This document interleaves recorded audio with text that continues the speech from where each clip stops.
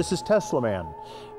We built this in honor of Nikola Tesla, one of the greatest geniuses and one of the greatest inventors of all time.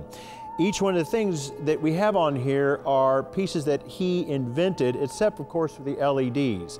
But he invented the plasma globe, we have a Tesla coil for a head, we have the violet wand, and all the materials that we have on him are from his era that he would have worn or used from the 1880s to the 1940s.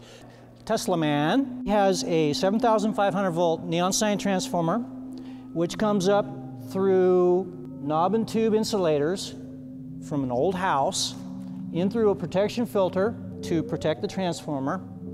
Then it goes up into a spark gap, which is an 18th century jewelry box. We wanted to keep hands away from this dangerous area.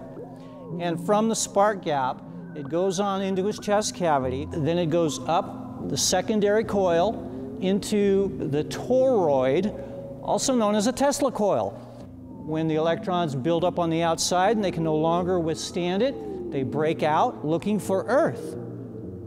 The plasma globe is high frequency, high voltage AC current.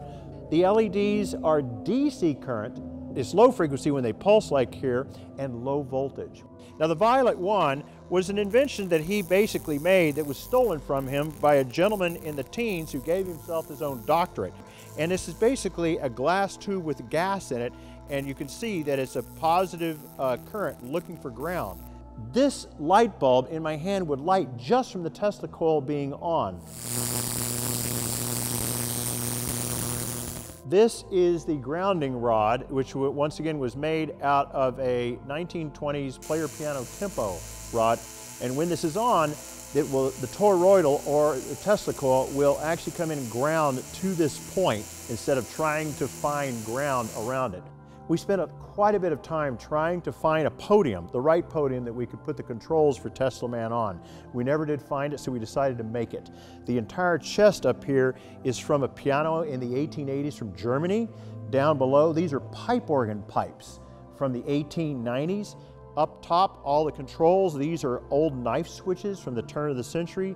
And inside of it are the electronics and relay switches that Dick so elegantly put together. It was a lot of fun doing this, and it was a lot of trial and error and burning up a few things along the way. It was a lot of fun.